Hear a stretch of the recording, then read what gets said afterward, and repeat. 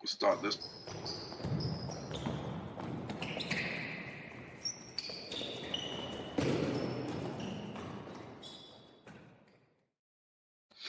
What's up, everybody? It's Too Generic, back at it again with your host Cam and Rich.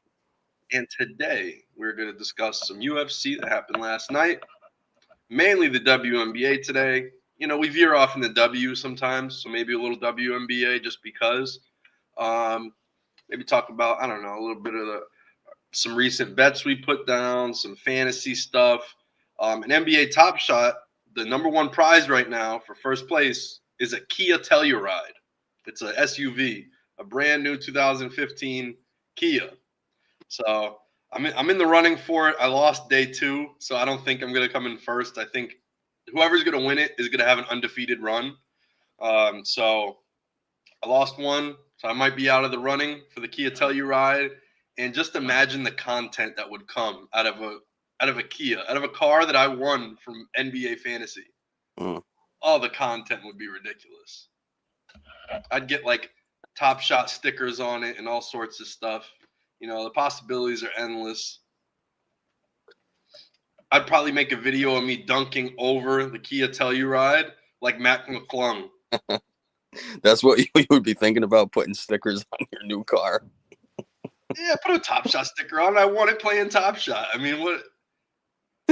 I guess. $50,000 truck, and you're not gonna just like pay a little homage to how you got it in the first place. All right, respect. Right, I got to dunk over it. That's gonna be my video. I'll post it on my Instagram, and you're just gonna see me flying in the air, dunking over a thing. Obviously, I'm gonna have to have a little trampoline or a ladder, and then I'll jump, and it'll be like a good shot from a good angle. You're gonna have some edits or something. Oh yeah, some good edits. It's all about the angles too, you know. Like I'll do a shot from like below and just see my feet, something like that. You'd have like Dante DiVincenzo dunking because you kind of look like him. So you could I'll hire a stunt double. I'll get Mac McClung, do a buzz cut. Yep. Could do Dante. Dante's a little too tall. I don't think it would be believable. Right. Yeah, you're gonna have to. I could bring Matas Buzelis in. I mean, he's tall, but like he's a little skinny, and he could. Yeah, he could I know. Do a buzz cut. Way too tall. Way too tall. But it might actually end up looking normal. Yeah, you talk about DiVincenzo being tall. Buzelis is. Yeah, Buzelis is too lanky. I think DiVincenzo actually has my body type. Yeah, that'd be ridiculous. Yeah, you might have. I'm more of like a Pods, a Brandon Pajemski, Dante DiVincenzo type body type, rather than like Matas Buzelis. You're just gonna have to bring all three of those guys there and figure it out. Figure it out there. Just to be safe. And some clippers, because you know Matas and Mac McClung, they got long hair. Yeah. Dante, he's got a lineup and stuff. His hairline's even better than mine, so I'll let him do his thing. Well, that's why he kind of looks like you. He looks like a young Cam. He looks like a young Cam. He looks like a high school Cam. A high school Cam before I lost the line. Mm-hmm. Before it all went to hell. Yeah, you're gonna have to go to Turkey to get that hair transplant now. I do. I gotta go to Turkey. You get where Trae Young got his beard.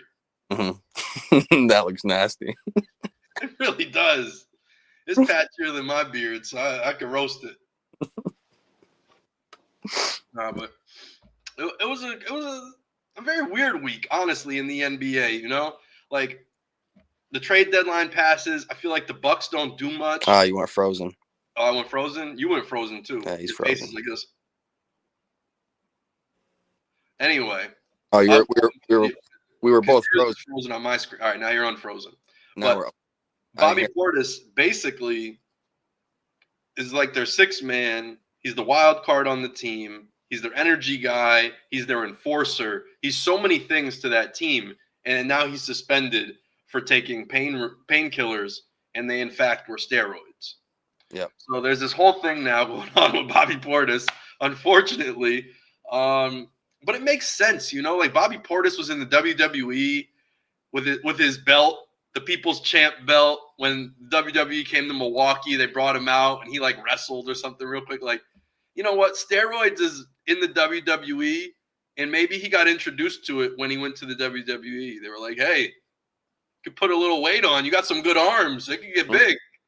He listened to Randy Orton, and he just, bam, he's just been popping roids ever since or something. And they got him 25 games, but it's crazy because they haven't got LeBron yet. Everybody says LeBron was taking. When was he taking steroids? They say in Miami.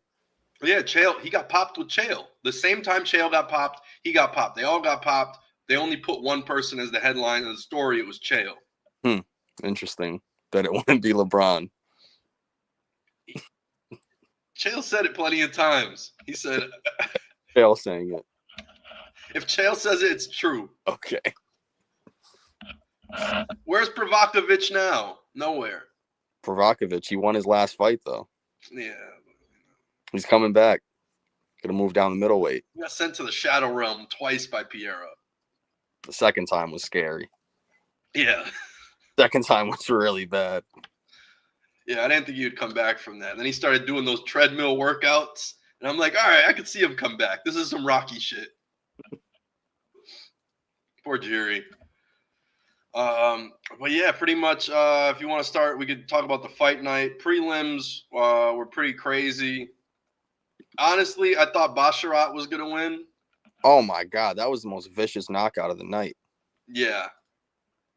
That was scary. And he had and Ricky Simone, he had the two follow-up punches like Ngannou did to Stipe. The two hammer fists to the throat. Mm-hmm. Oh, God damn. That was vicious. And Basharat was a huge favorite in that one too. He was. That's what I was saying. He was 14-1. He was whooping ass. Yeah, I thought the guy coming off the last win he had, I thought he was going to be pretty good. But Ricky Simone came through and knocked him out. Mm-hmm. See if I can find a little highlight. Sometimes Twitter you could find highlights, especially if they're undercards. Oh yeah, yeah. Sometimes SportsCenter has them, and mainly it's the undercards. Sometimes they have them on the top 10. Yeah, they had some of the fights on the top 10 tonight. I mean, this morning. So yeah, right here, just a clean one too, as clean as they come. Right. Super clean. And then he drops two hammer. You really didn't have to drop the hammer fists. That's for show. God damn. Dude drops like that. I guess you got to throw one to kind of make the ref come in. Yeah. You know, to put some urgency. The second one was unnecessary because the ref already was. He's like, "Oh, I need one last one." I didn't like that guy. He was talking shit pre-fight. But the first fight, I don't know how to say Bukauskas. You see the Bukauskas fight? Look up the Bukauskas fight. All right, let me look.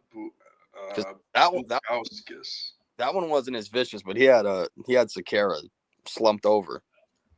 Let me see. I gotta figure out how to spell this. Bukauskas.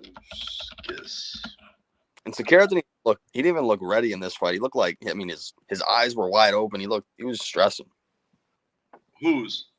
Sakara, his eye, he was just like, his eyes were wide open. When he got slept? No, but I'm saying like he looked like nervous throughout the fight, like a deer in headlights. Oh, okay. Like he didn't know what was coming at him, even before he got knocked out. Mm-hmm. Oh yeah, the way he got slumped is crazy. Yeah, he was kind of slumped over like Volk. Oof. Yeah, that one was pretty rough.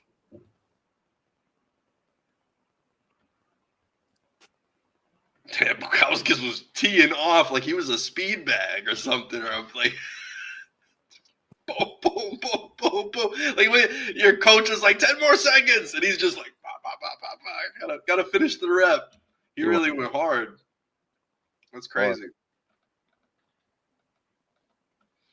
Sheesh. Yeah, there were some vicious knockouts. We called it. Nursultan with the dub. Oh, you said Nursultan was going to win? Yeah, yep. Yeah, because that guy was coming out. Like I said, he was like a 34-year-old dude with 10 pro fights. If you're going into your pro career, and this is like one of your first fights in the UFC, and you're 34 years old, and you only got 10 fights, like, to me, you're too late in. You don't have enough experience to match your age. And I think a lot of these guys were they came in late because this whole Seattle card got messed up. So a lot of these guys, I think he came in on short days notice. Mm-hmm. Vanderford came in on short days notice, and he won. he was the next fight at catchweight. Yep. And then did you see the?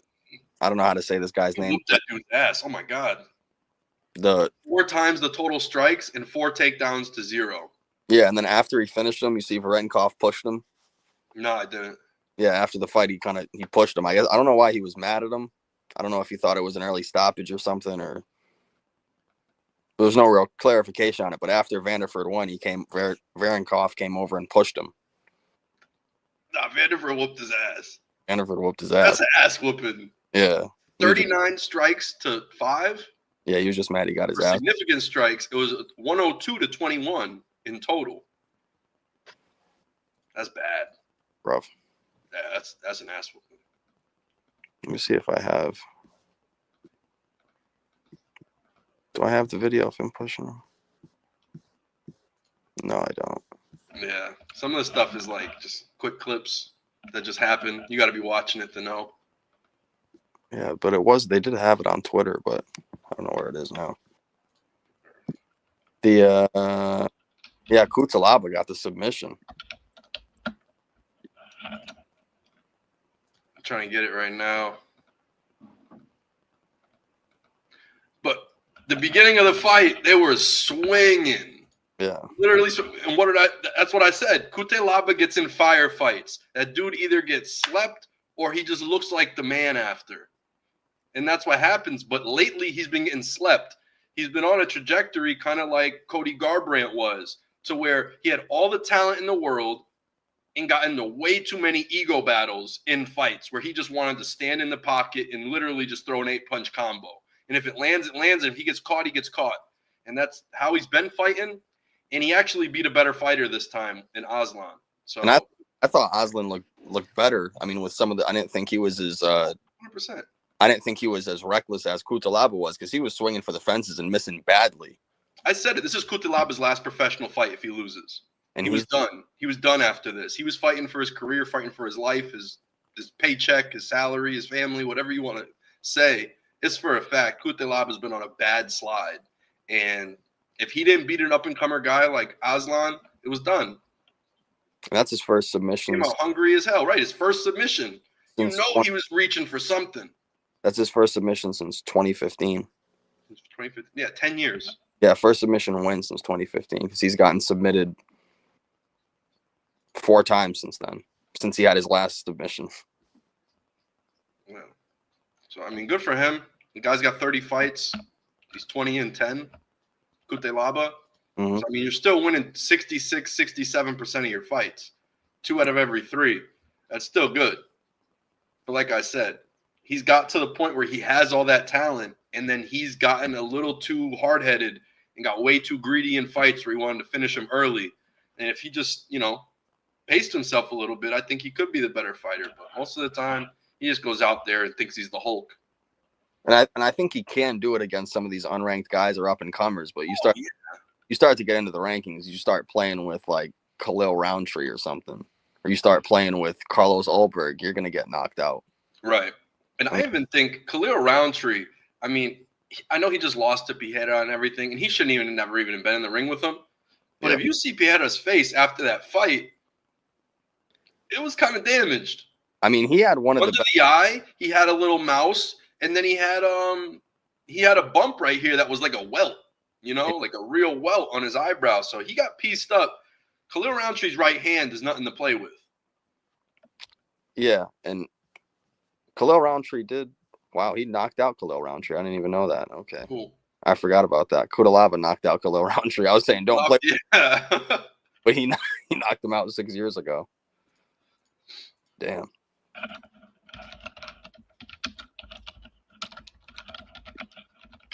But now, like, Roundtree he was one of the better fighters against Pereira. I mean, he gave Pereira some problems and made him step back a little bit.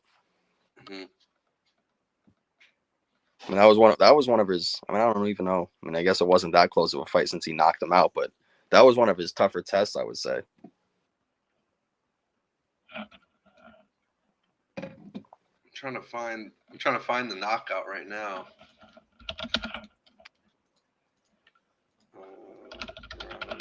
Got knocked out, I think, back-to-back times against Ankalaev, but I think one of them the ref got confused because Kutalaba pretended like he was dazed, and then he really wasn't. And then the ref just stopped the fight.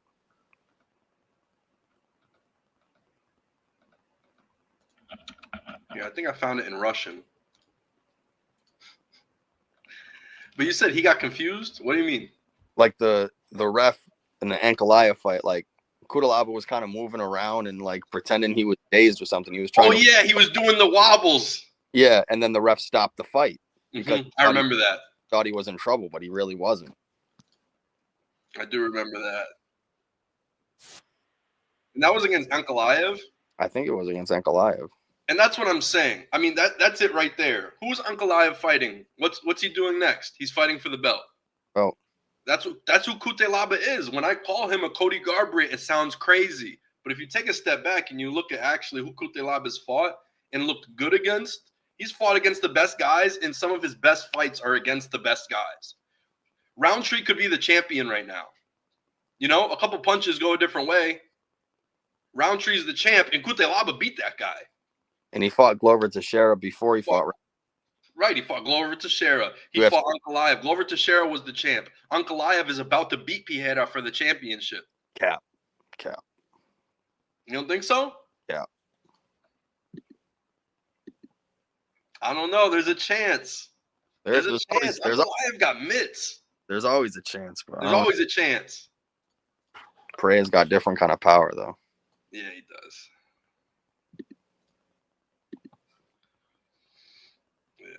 See.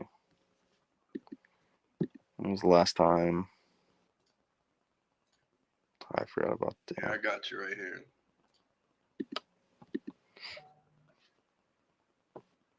This is where the KO is.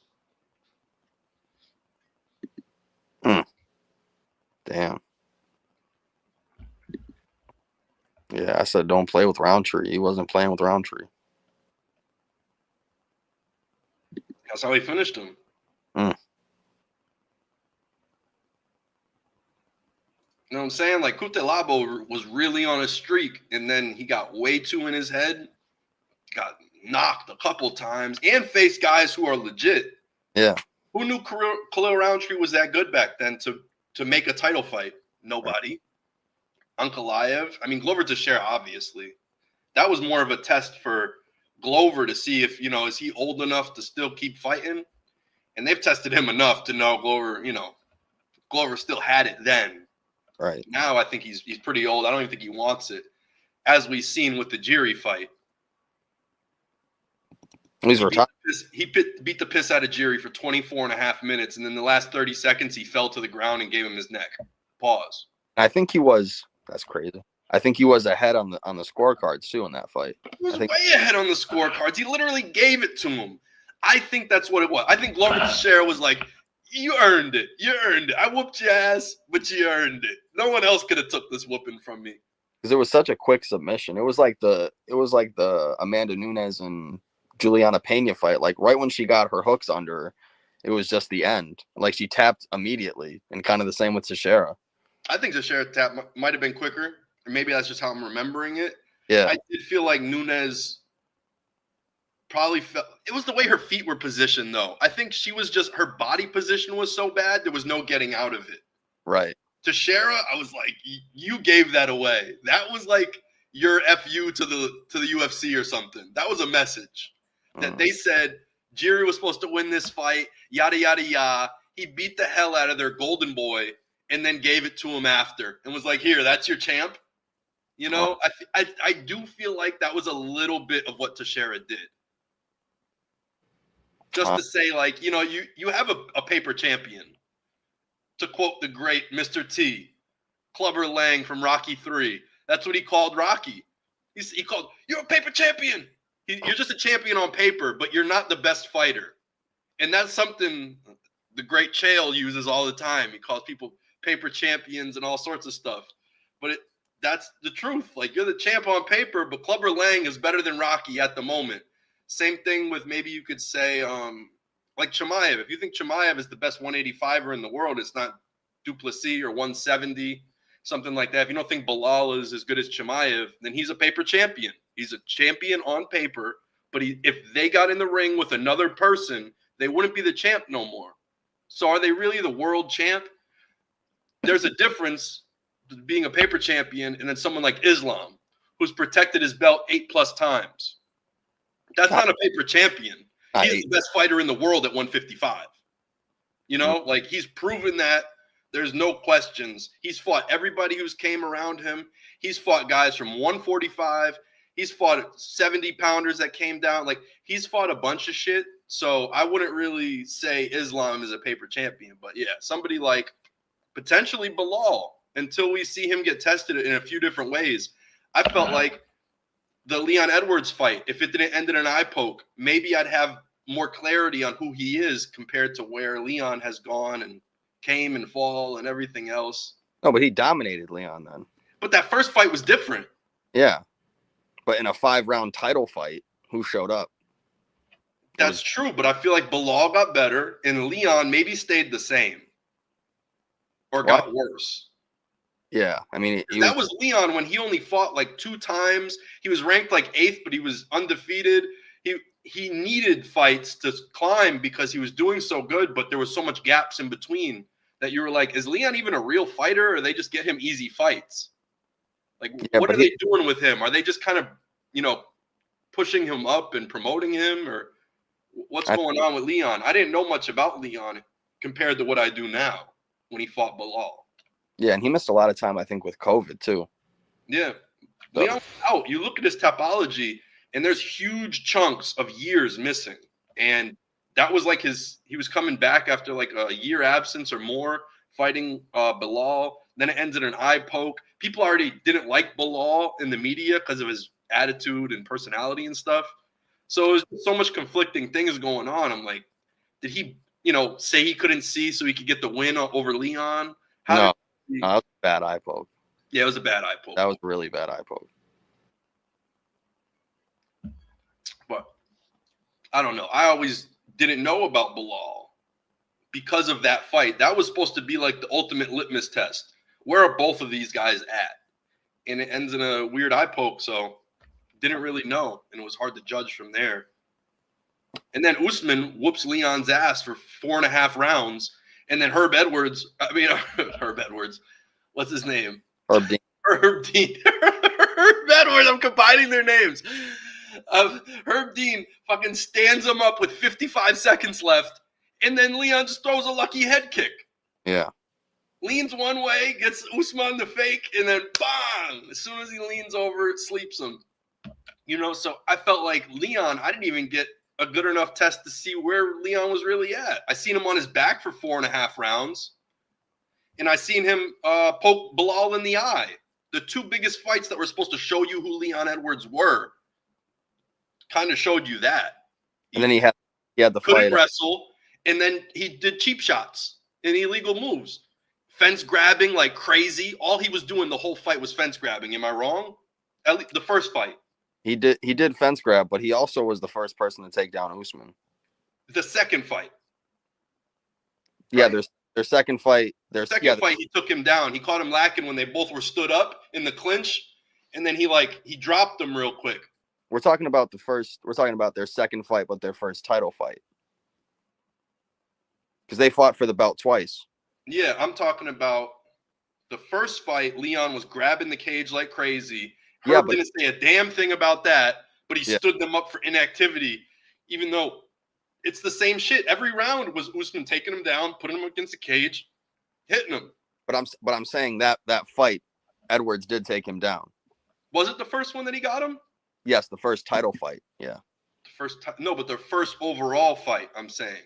No. With the head kick. No, because they fought years ago. They fought in 2015.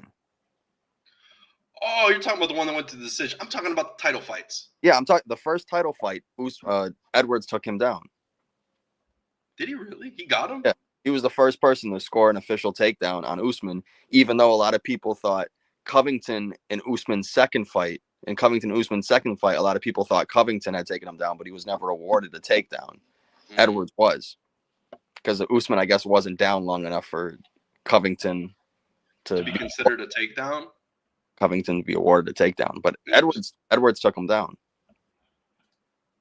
Forgot that. Forgot it happened in the first fight. Yeah. I know he caught him lacking in that second fight. Yeah, I thought the second title fight was. To be honest, I thought Usman won the second title fight. I mean, Me too. And that's why I'm saying, like, I've never really felt the Leon dominance. The way everyone was like, bro, talented, all the moves in the world. He's a kickboxer. He's a boxer. He's a this. He's a that. And then I just always felt like I never seen his best. And then you look at the fight after Bilal Muhammad in 2021. He fought him in March of 2021. Then he fought Nate Diaz June of the same year. He got rocked in the last round where Nate Diaz is pointing and laughing at him instead of actually being a real fighter and trying to finish. But that was, I mean, Edwards dominated him through the first 4 rounds, but also it's Nate Diaz. And everyone dominates Nate Diaz if you push the gas on him. And it's crazy he got a title fight off of fighting Nate Diaz. I mean, his next fight was the title fight against Usman. And the only reason I think he really fought, I mean, I guess he was on a long winning streak. He hadn't lost since 2015. Oh. Yeah. Yes. Okay, good. So 2015 was his last loss. It was the last time he lost, and then but also he should have 2 losses. Usman beat him twice. Yeah, and Usman had cleaned out the division, really, that welter division. So it was like Edwards, I guess it was kind of Edwards' time. And yes, it was. Usman, another one who's not a paper champion. You know, he had bad knees. He can't even run. He swims to train to get his cardio up. Yeah, and he had run on his knees. Yeah, and he had cleaned out that division. So it was, I mean, I guess it was Edwards' time. Yeah. So it makes sense. I mean, Usman's whole thing going up was him being one of the best wrestlers. Right. And then you're a wrestler that loses his knees. Once you got both your knees gone and your whole game is wrestling, he was that skilled to just become a stand-up fighter and beat Colby Covington boxing and doing a whole bunch of shit like that. So Usman showed how he is elite at so many different things. That's why he was never a paper champion. He was the best of the best in his division. He might have been the best guy stand-up. He might have been the best wrestler. That alone right there is 2 out of the 3 things. You might not be the best like kickboxer and clinch guy, but you could throw hands with the best of them and you could grapple with the best of them. You're going to win a championship or you're going to be a top 5 ranked guy if you're in that class. And it's crazy. We never really saw the best of Usman until he was champion, and we didn't see his true dominance. He wasn't really a guy who would finish many people. Right. I mean, he was a really good wrestler, was able to take people down. And that's what happened. That's what I'm saying. He lost his knees. When he got to the title, they said he blew his knees out and he couldn't run anymore. He could barely even like wrestle people. Like his training regimen changed right when he became a champion because that's when his knees went. And every day he'd get up. He couldn't walk. He couldn't go upstairs. Whole bunch of shit. And that's just when it happened. So he had to adapt and become a new fighter. And that's why I say you can never deny anything Usman's ever done. Because he reinvented himself at the top. That's true. Like Ray Allen did. You know, like you can never hate on Ray Allen as a player because, he went from being the number 1 option to a number 3 option and didn't miss a beat when he joined the Celtics. And then he even had the humility to go and go be a 6th man on the Heat and reinvented himself and won another championship being the best role version of himself. Like those type of guys, I think should always get the credit as much as I don't really like Ray because he left to the Heat and it was kind of a bit of a, if you can't beat him, join him type thing. And that's why Rondo doesn't like him, KG and Pierce. Now I guess they're a little cooler.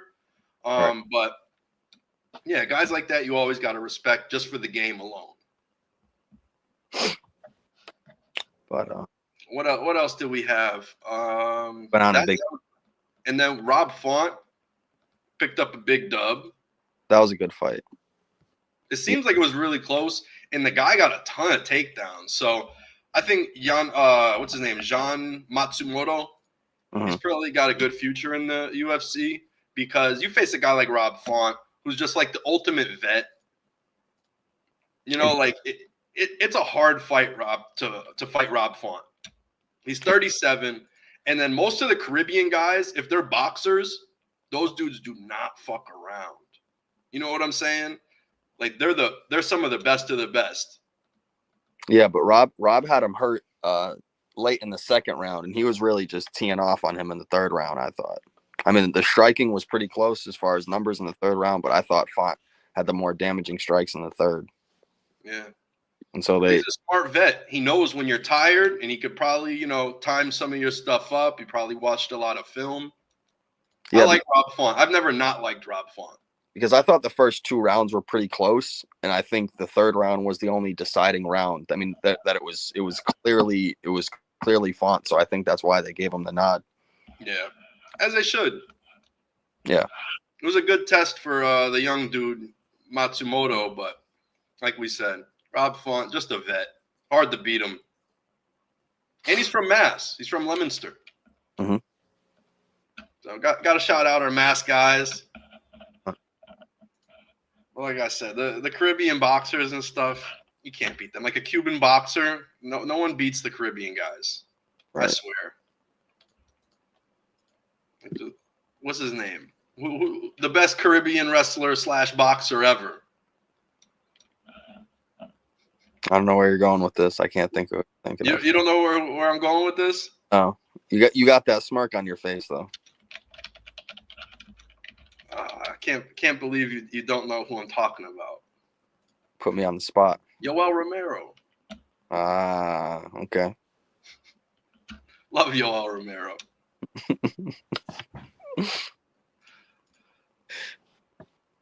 Yeah, some of those guys just built different. But anyway, what else we got? The Hernandez fight was kind of boring. Oh yeah, I mean he's already beat him once. Yeah. And I seen the matchup. I watched some of the old footage from their first fight. I watched it throughout the week, and I thought Brendan Allen was going to win. He was doing decent, and then I kind of looked at his topology, right? And I'm like, he's not really fighting the best of the best guys, and he never seems to take like a jump against the next level guy. It seemed like his best fight might have been Paul Craig. And then you look at, one of the top ranked guys almost, pretty much in line for a belt in Imavov, and he lost against him. Right. And he just came off the loss to Imavov. And I know Imavov's hot right now and doing well. But that's what we're saying, that he hasn't been able to beat the top ranked guys. He hasn't been able to beat the top ranked guys. The best guy he beat was Paul Craig, and he's an old submission artist. So that's where I was like, I don't know. Fluffy actually might have it, like he might do it. So, and he did. And now he's won. He's on a 7-fight win streak. Mm-hmm. And then 5 out of those 7 fights have been finishes. Yeah, he beat the hell out of Pereira. I remember that. Pereira came out crazy in that first round, and then he just dominated him for the rest of the fight. Mm-hmm. He looked tired. Yeah, Pereira, like after the first round, he just gassed out. I don't know what the hell was wrong with him. It must have been either a bad weight cut or a something. I don't know why he tired out like that. Because he gassed out so quick. And it's weird with Pichera too, because he looks so in shape, and it's like, how did you just gas out? And he's got huge back muscles. I know, he's a monster. I'm like, what's wrong with you? What happened? What's wrong with you? What's wrong with you? And Pichera was on quite the win streak too. Yeah, I mean, everyone was high on Pereira coming in that fight. No one was talking about Hernandez, really. And the thing is he's going decisions with people and got gassed in the first. That's the other part that I couldn't figure out, is like, you went the distance with Chaos Williams. You went the distance with Nico Price. Andre Fialho, while he was on a crazy win streak. Remember Fialho was sleeping everybody for like a quick little 8-month bit, and then now he's not too good. But he had a little streak going, and Pichera stopped him. He beat Ponzinibbio, went decision with him. He knocked out Petrovsky. He knocked out, I don't know how to say this. Yeah, then he went on a first-round knockout streak until now. And then he subbed Pretoria. Mm-hmm. And if I really think about it, he had a match against Stephen Thompson, Wonderboy Thompson, that got canceled. That would have been an easy dub for Wonderboy. Oh, yeah, because imagine going 5 rounds with this guy who's sloppy at kickboxing, and then you got the Wonder Boy.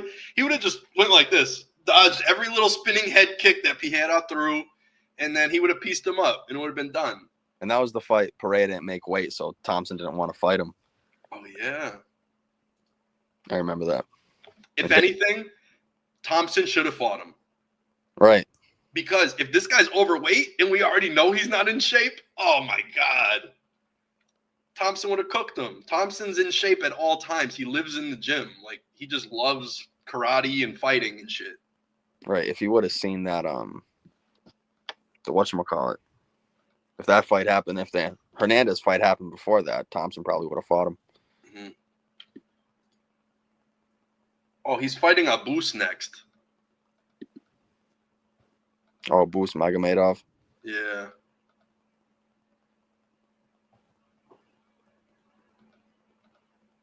Two guys that gas out. True. I think Abus could do it, though. Just because, I don't know, maybe it was just a bad fight for Piera.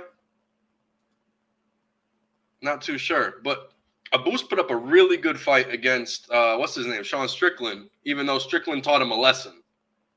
Well, he looked good in the first round, and then he gassed out. Yeah, then he gassed out. It's true. But let's jump to, the Song Yadong fight. We could just talk about that. Ended pretty weird. Cejudo gets poked in the eye, gets kicked in the balls. There's a big, long stoppage. And what was your, synopsis of the fight? I thought the first round was pretty close. I thought Cejudo was really active in the first round. I think he won that first round, but then Yadong started to get going in the last two. And Cejudo just looked like he was reacting to everything even all the feints and everything. He just wasn't prepared for Yadong's speed, maybe, because Yadong got off to a slow start. And then I thought he just really found his rhythm in the second and third. Mm-hmm. And then after the eye poke for the last minute 16 of the third round, he was just kind of chasing after him. Because I think he was well rested too. Cejudo used over 5 minutes. Usually only supposed to use 5 minutes, but he used probably more than 5. And then I think, Yadong was he was ready. He was in a good rhythm before that in the second round. So he just kind of teed off on him. So, yeah, they were talking about how they want to do the rematch. Dana White didn't really want to do the rematch. I don't really want to see the rematch. I don't really care. I don't really want to see another Henry Cejudo fight. I don't really care about him. It doesn't. They brought him back to fight for the title. He lost that after he hadn't fought in 3 or 4 years. Then he lost another fight. Now he loses this one. I don't know where you go from here. Maybe fight Dominic Cruz? No, he's retired. Well, I'm saying I don't know what else to do because he beat Dominic Cruz, right? Who beat Dominic? They're both old and washed up now. Oh, Dominic Cruz. I forgot about him beating Dominic Cruz. That was ridiculous. That's how he got his belt. Yeah, I forgot about that. So, I don't know. Maybe that's the one cool fight. If a retirement fight, they're both retiring and they're fighting for pride. That's the only way I want to see Cejudo fight again is if he's fighting Cruz for pride. That's it. What if he fights Jose Aldo? Oh, Aldo would piece him up. Because Aldo's 11th, Cejudo's 7th right now. And Aldo's takedown defense, oh my God, he's gonna stop Cejudo in his tracks. I'd love to see that. That would be a fun fight, actually. Too old. That's what I want to see with Cejudo now. I'm done seeing him fight young guys. Song's too fast for him. Put him with the vets. That's it. He's with the vets. You're going to go fight fucking, what's his name? From 125. Not Moreno. Figueredo? Yeah, he's got to go fight Figgy at 135 now. No, don't do that to Cejudo. Oh, my God. That's what I'm saying. You're going to fight old vets, even if they got it or they don't. So it's like a Dominic Cruz, an Aldo, or maybe even Figgy.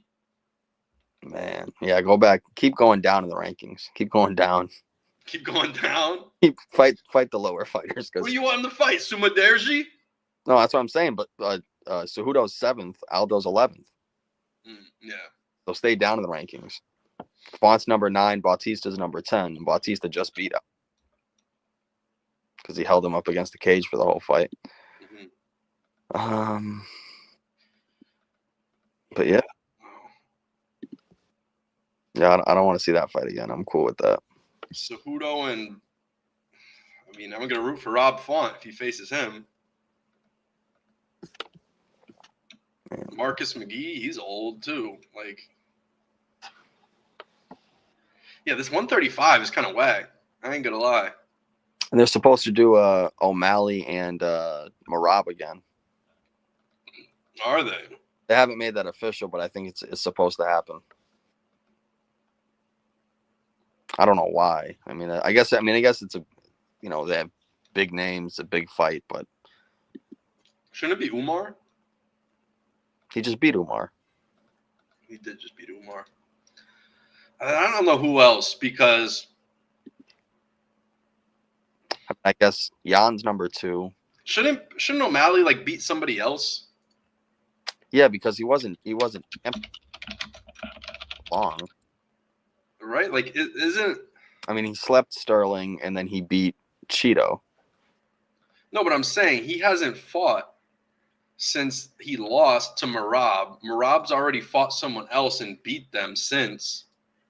I don't think Sean should lose to Merab, let Merab fight another title fight, and then he gets to fight Merab again. Yeah, I guess, what's his name?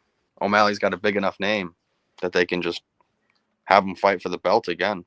So the best I could see is if you basically have him fight Cheeto for a third time.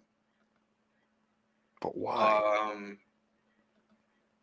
Yeah, he already beat Peter Yan, and that was actually like, it shouldn't even have been a split decision in my opinion. I think he beat Peter Yan.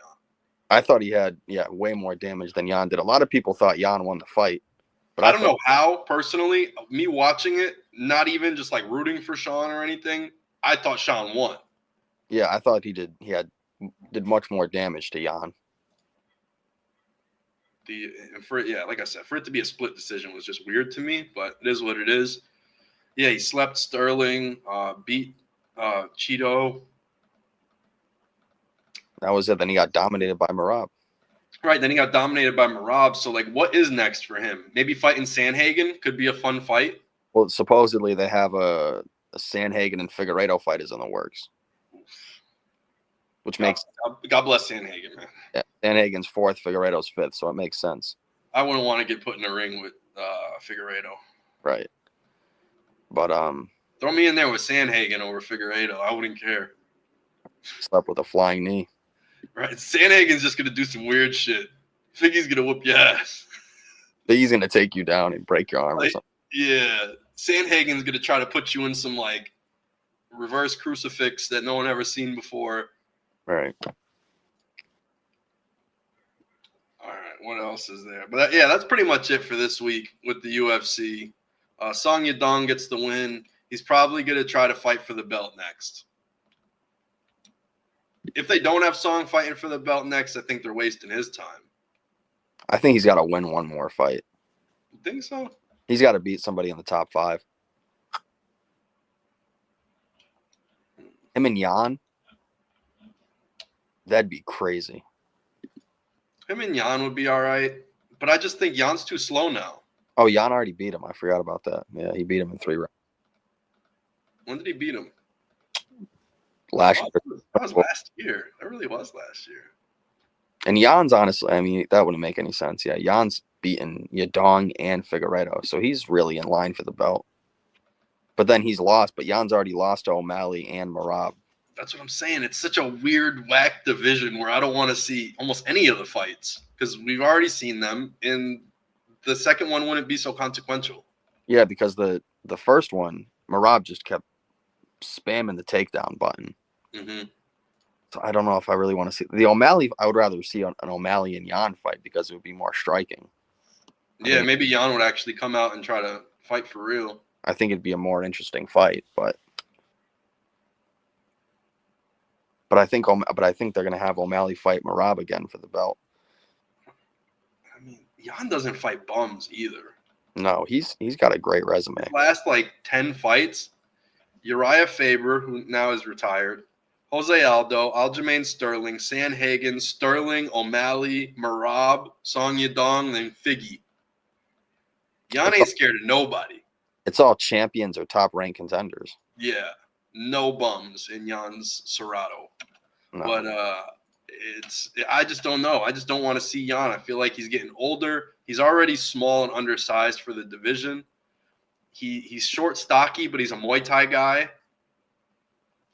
I don't know. I just don't think that ages well.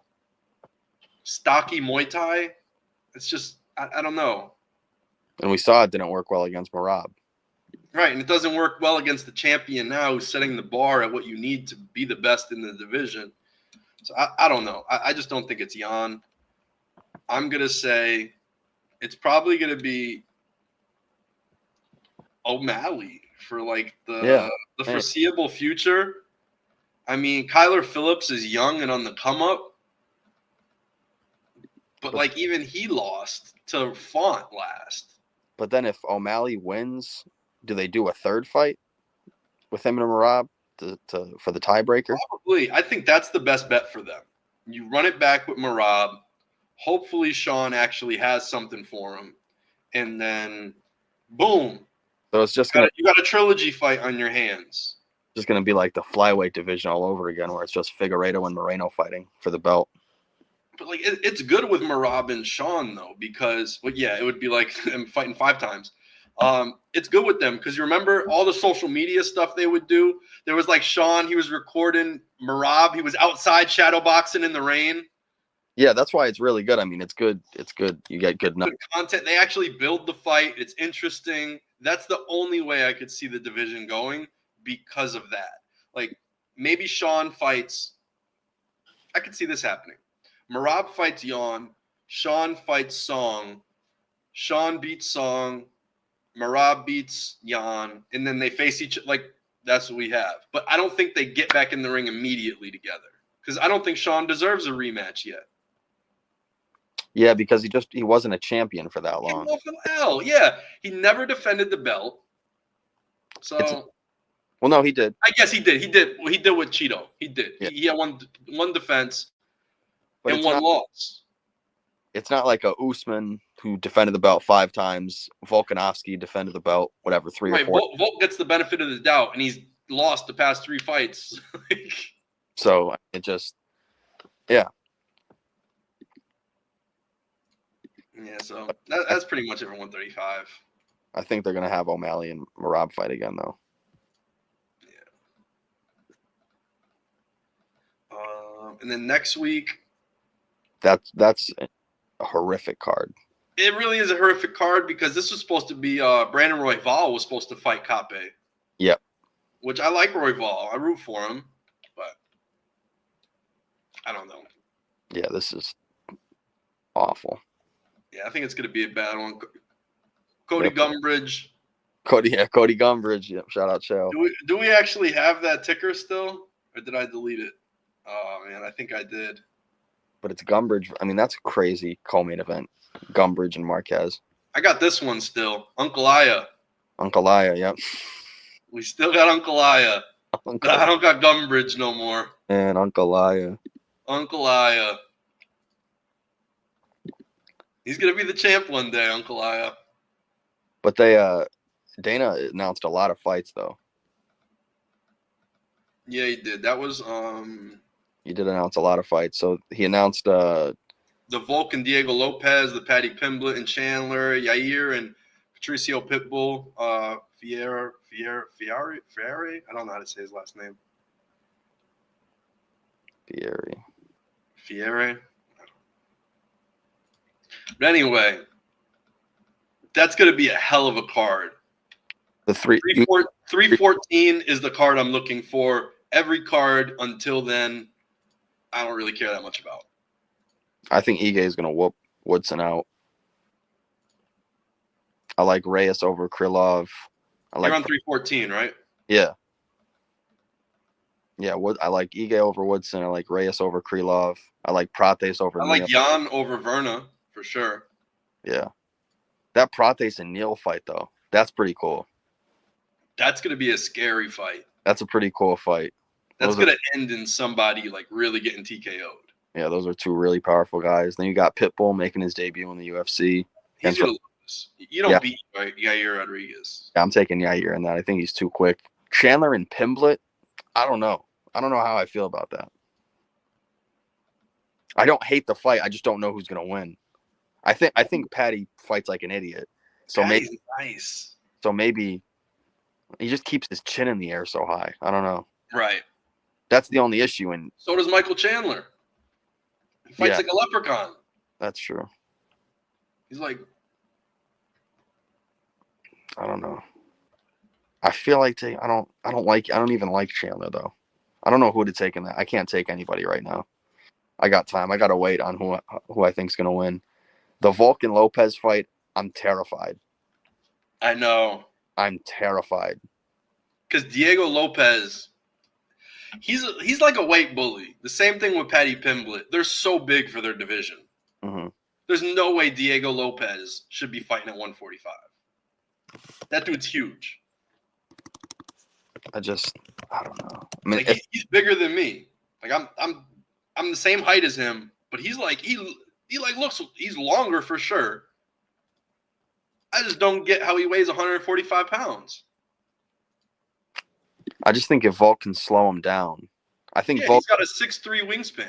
6'3" wingspan. He's 5'10", and somehow he weighs 145 pounds, and he doesn't look skinny.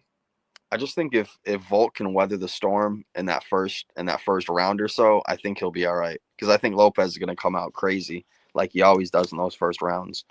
Mm-hmm. But he doesn't get winded. No. I feel like Lopez's cardio is pretty damn good.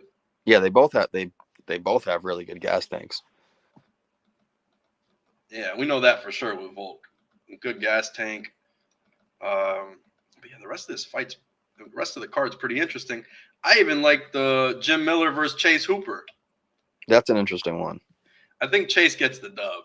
Yeah, that's like one of the oldest guys in the UFC fighting one of the youngest guys in the UFC. That's pretty cool. Well, he's not young anymore. Chase Hooper's been old for a long time now. How old is Hooper? He's 25. But Miller's what? Miller's got 41. Oh shit, 16-year difference. Yeah. Yeah. And it's a big height difference. Chase Hooper is 6'1", 6'2" wingspan. Yeah, at he's 155. Like that's a big dude. And then they announced Leon Edwards is going to be fighting Sean Brady at UFC London on March 22nd for the main event. Not really going crazy over that fight. What did you say about the Sean Woodson-Dan Ige fight? I'm taking Ige. I'm taking Woodson. Okay. Woodson does have a crazy wingspan. You want to talk about a crazy wingspan? He's just got that weird body type. And he's a big featherweight too. Huge. You thought Lopez was a big featherweight. 6'6" wingspan. That's what I mean. You make featherweight. It's like Jalen Turner making featherweight. It's crazy. Exactly. Fucking Jalen Turner. He looks so big in there versus some featherweights. Yeah. But then he just goes down too. Like when he fought Brad Rydell. Rydell is so tiny. And Rydell was kind of on the come up. He was on whatever, a 2-3 fight win streak. Mm-hmm. Man, that was rough. That was rough for Rydell. You should have knew it would end like that. Yeah. But then Edwards versus Brady, that fight isn't that interesting to me. Because Edwards isn't really that fun of a fighter. I don't know. I'm not excited for an Edwards fight. It happens. Which one is that? Well, this is 254. No, that's UFC London on March 22nd. But they're doing that because Jack Della Maddalena is fighting Bilal for the belt. Because it was originally Edwards versus Della Maddalena, but then they gave Della Maddalena the title shot because Shavkat's hurt in the title fight versus Bilal. Mm. That's a bad fight for Della Maddalena, I think, against Bilal. Yeah. Well, I mean, Bilal's never been knocked down from like punches. And Maddalena is like a straight brawler. So it should be interesting. Yeah, I'm taking Bilal on that one, I think. I think that's a pretty easy dub for Bilal. That's May 10th, UFC 315. And then I think Shavkat will probably fight for the belt. He said he's going to fight for the belt later in the year. And then also at UFC 315, Shevchenko versus Manon Furio. I don't know how to say her name right. You said which one? 313? 315, the same. It's a two title fight card. So Bilal versus Della Maddalena, and then Shevchenko versus Manon. How's Manon? She's really good. I I think feel like I haven't watched much of Manon. she's the number one contender now. She beat Rose. Oh yeah, that's who that is. And then she fought somebody else. I can't remember who fought now. She's 12-1. Yeah, she beat Blanchfield, so that makes sense. She's undefeated in the UFC. She's 6-0 in the UFC. And then she beat Blanchfield in March of last year. What about Burns and Morales? You already know I'm taking my guy. Bet the house on Morales. The house. Bet the house. Wingspan got to be crazy in that too. Morales is tall as hell. Yeah, he's a big dude. I'm taking 170. I think he has like the ideal body size for it. I'm definitely betting on Morales. You bet. That's a great card too. 314 is great, and then 315, 2 title fights, and Burns and Morales. They are a month apart, April 12th to May 10th. So there's going to be fight nights in between. But as of right now, it feels really good to see that. Yeah. It's a little deceiving. Right. They're not back to back, but it should be fun. Bruno Silva versus the Marc-Andre Barrios. I don't know. Probably Bruno Silva is going to win that. Yeah, I'll take Bruno Silva. The Canadians, they need a win somewhere. So who knows? And then you see Topuria moving up to lightweight. Yeah, he vacated the belt. Yep. It's kind of crazy. You think he's going to fight for the belt right away against Makhachev, or he's going to fight a top 5 contender probably? I think he should probably. I want him to fight a top 5 contender. So Ilya is like small. That's the one thing that I don't know if he's going to be good at 155 against everybody. He can still throw hands. I mean, dude's elite. I do worry about him because 155 is where you start getting the big dudes. Like Makhachev, who could be a 170er. Oh, easily. That's what I'm saying. Like you're fighting guys like Islam who should be in 170. Or a Poirier. Poirier could even fight at 170, but he's not going to fight Topuria. He's only got 1 fight left. Yeah. But he could fight. And then I mean, like Charles Oliveira, fucking huge for Ilya. Huge. Oh yeah. We know the 155 cut is tough for Oliveira too. Right. Dariush, huge. Moicano, still, that's a big dude. Hooker. Paddy Pimblett, he goes up to what, 220 when he's not fighting? 300. 300. Looks like sometimes. He does look like he goes to like 300. It's crazy. Looks like more than 220. I don't know if it's 220. He looks massive. Balloons. Mm-hmm. But who would he fight in the top 5? I feel bad for Holloway because now Max, after that featherweight loss, moves up to lightweight, and Topuria just follows him. That's tough. He's not going to fight Poirier. Gaethje's fighting Hooker. I don't think Oliveira or Sarukian have a fight lined up, so potentially those 2 guys.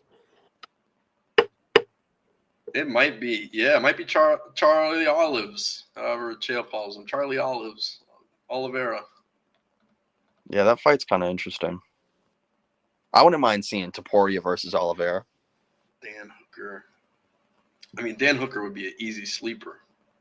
Yeah, but he's fighting Gaethje. Quick win, but not really a test at 155, in my opinion. He is 6, though, so it would give him the ranking and a name, so that would line him right up for a title shot. Yeah. It would. Dan Hooker definitely feels like a paper 6th. But I'm definitely on paper he's the 6th ranked fighter, but he's not no 6th ranked fighter at 155 in the world. Yeah, I don't see him beating Gaethje. And that fight 2 weeks from now. I think Moicano would beat the shit out of Dan Hooker, and he's 10th and Hooker's 6th. Mm-hmm. But that's just the way it is, you know.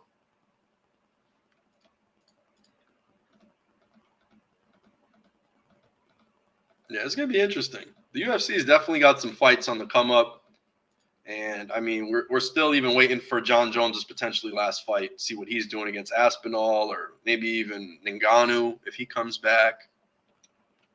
Yeah. And then McGregor's never coming back. No, probably not. He's done, right? He's talking about bare fist fighting, But bare we knuckle fighting. Like, that official, right? He's not ever going to fight in the UFC or any fight that's meaningful. apparently, he's not in the pool right now. So, Well, he's probably juicing up now. yeah. So apparently, but you need to be in the pool for 6 months before you're eligible for a fight. So if he's not in the pool right now, that means he's not going to fight until September. Yeah, and that was the whole thing with when he was supposed to fight Chandler. He wasn't in the pool, and he had to be in there for 6 months, and then he wanted. And then he was in the pool, and then he had his toe, and then he uploads a picture of a toe that might not even be attached to his body. We don't even know if that's Conor McGregor's toe or not. Yeah, and then he wanted to get the exemption for the 6 months, so he didn't have to be in the pool for that long, so he could fight quicker. Right. It's kind of sad. It is. I would have loved to see McGregor fight 2 more times during this whole stretch, but he just completely has wasted time, honestly. Yeah, because I think he'd beat the hell out of Chandler. Yeah, I think he could. It depends what weight class. 155, he might have gave up too much. Chandler keeps himself in shape way better, and I think could hold up at 155. 170, Conor looks like a beast. Yeah. You let Conor have a couple extra pounds of just fat on him, he's fine. The steroids help for Chandler too. So. Oh yeah, and Chandler, you look at Chandler, you know he's on juice. Yeah. That roid belly, that's not natural. No, that's gross. Yeah, it's the grossest roid belly I've seen in a while. How do you have abs and a belly? Right, it's just like it's so bloated and weird looking. Just you can just tell certain guys. What happened? Right, what happened? But anyway, let's jump to the NBA. We got Wemby having some blood clot issues. That was like not what people expected. If anything, people said, yeah, he's going to be injury prone, yada, yada, yada, too skinny. You know, like people were talking about he's going to break a leg, he's going to break an arm, an ankle, something. Right. But he's been super healthy up until now, where they find, I guess, a blood clot and it's stuck in his shoulder. So one of the veins, I guess, has just some extra clotting in it, and they got to go in there and pull it out. I'm hearing he's on blood thinners, potentially. So also you're not supposed to play contact sports on blood thinners because if you get a cut or you hit your head, you could have a brain bleed that never stops, basically, because your blood won't clot. You get a concussion. Next thing you know, brain bleed and you're dead. So they don't want Wemby to play for the rest of the year, which, I mean, that makes a lot of sense. Hopefully they could just do a little surgery, you know, cut him open, cut the vein, pull out the blood clot, and he's all good. Right. But I don't know if that's the case. I don't know if they could locate it and pull it out, or they just want to blood thin it and hopefully it, you know, breaks itself down and flows through his bloodstream and doesn't reclot there in the one spot. So I'm not a medical doctor. This is just what I've heard from all of the media so far, and this is kind of the summary of what's been happening with him. So I guess that's what's going to happen. And we're out. Defensive Player of the Year was supposed to be Wemby's. It was a lock since like the first week of the season. We all knew he was going to win it. And now it's looking like it could be either Dyson Daniels or Jaren Jackson Jr. Potentially Evan Mobley is a sleeper pick. Yeah, they're always up there. I think they said that Jackson's the immediate favorite now that Wemby's out. I think it's going to be Mobley. I'll call it right now. I don't know what the odds are on Mobley, but I'll say it's going to be Mobley because I don't know if Memphis is going to be able to hold down the second seed for the whole year, but typically Defensive Player of the Year goes to a top team. That's true. That's true. First placed in the East, I think it's going to go there. Same with Sixth Man of the Year. It always goes to like a top 4, top 3 team. So you're seeing guys go off on the top teams, guys like Peyton Pritchard, guys like Ty Jerome. Those are Sixth Man of the Year candidates for real. You look at MVP. MVP is always top, you know. Typically, up until Russell Westbrook ruined it, being a 6th seed winning it. Yeah. I was so mad that year. And then they gave Harden the trophy next year because they felt bad because Harden should have won it. even though LeBron should have won it that year. It was just this clusterfuck of things that just kept happening and messing up. Yeah, it was just a pity award for him. Yeah. I don't think that way with Jokic. I feel like every year he should have got it. There was a year that people argued with Embiid or Jokic or whatever. That was the year that Kendrick Perkins said it was a race thing. And, like, everyone's like, no, it's a basketball thing. And I think since when did Jokic win it the first time? What was it, the 2020 – was it 2021 season? That was the first time he won it? Maybe, yeah. He's won it 3 out of the last 4 years now. And I think so it was the 2021 season. I think since then, I mean, honestly, you could have given it to him, Embiid, or Giannis over the last 3 or 4 seasons. Yeah.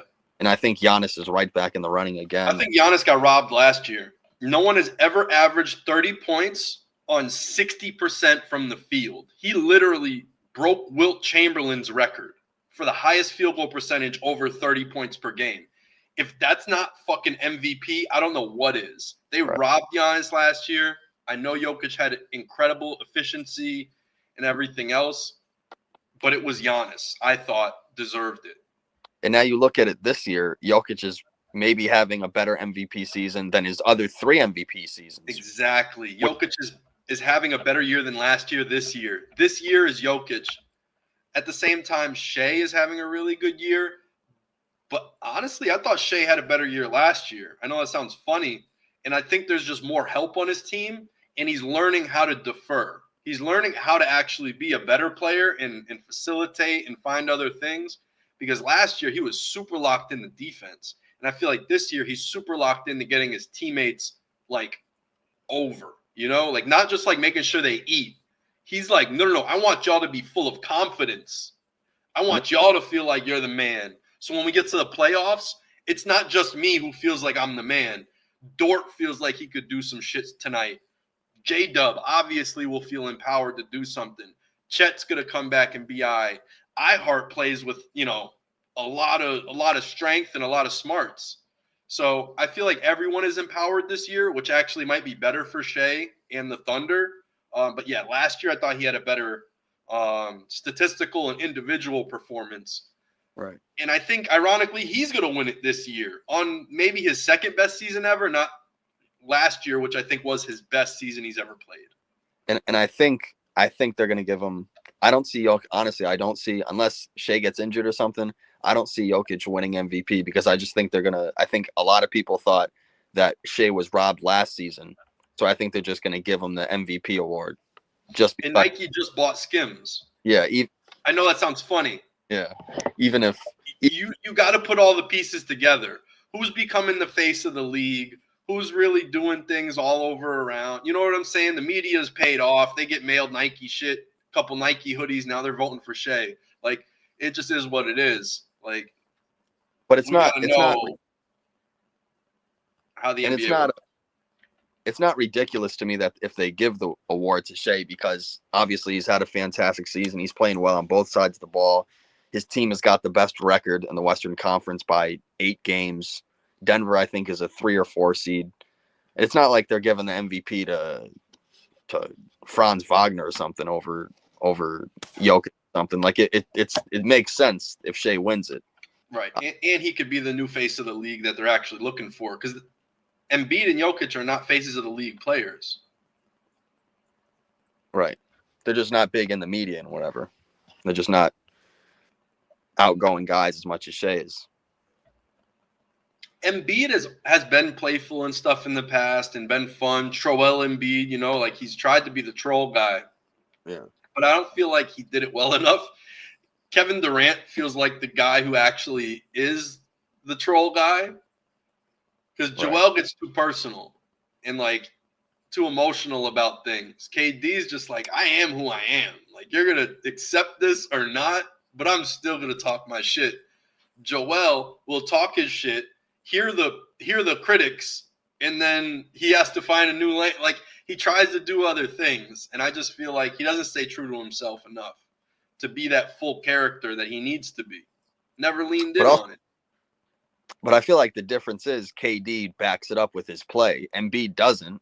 That's what I'm saying. He's too soft. KD isn't soft. Because he's hurt, but also he doesn't play well in the playoffs, and or he gets hurt come playoff time. So that's kind of the difference there. Right. And then you got Wemby, who's supposed to be face of the league, and Anthony Edwards. Even I think the All-Star game was funny as hell because it's another sign that the NBA, he feels like the NBA isn't backing him like that. All year long, he's been getting fined for swearing and all sorts of stuff on the court. It feels like they're personally attacking him, and I feel like he feels that way. Right. He feels like he's not getting the superstar treatment. I feel like he's thinking, oh, the NBA actually doesn't fuck with me. They don't want to push me. They want other people, and I'm just here. And that's actually how it was. They interviewed him at All-Star. They said, how do you feel being a potential face of the league? He said, they got Wemby for that. Right. You know, and he said another comment, you know, oh, if they ever trade me, I hope they call me, blah, blah, blah, blah, you know, like, and he was saying just a bunch of this stuff. If they could trade Luka, they could trade anybody. And, you know, he's just talking. And he's like, the only guy I'd probably be untradeable would be Wemby. What he's saying is basically like, the NBA keeps picking Wemby over me. So you want Wemby, go have him. You want the guy who trolled in the skills competition, go have him. But I mean, is it so bad to have Wembanyama as the face of the league, though? No, what I'm saying is they chose their guy under Anthony Edwards' like feeling, like that's how he feels. He feels like the NBA is picking Wemby over him or whatever. They're putting him first. Even if they got him second, he still feels like he got put second.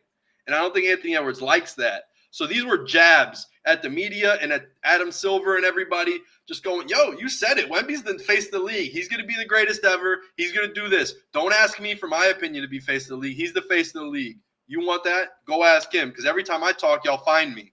So you don't find him when he talks his shit. Go ask him. He's the face of the league. That's what I got from it. And that's how I feel, how it's been. And I don't know. I just feel like Anthony Edwards has a little bit of a vendetta against the league right now, and I kind of like it. And it seems like they're just making such a big deal about who's going to be the face of the league. Yeah. I don't care.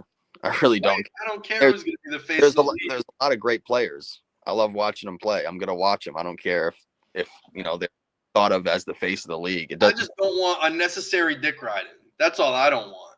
Yeah, like I don't need you to tell me that Wembanyama is the face of the league for me to watch him.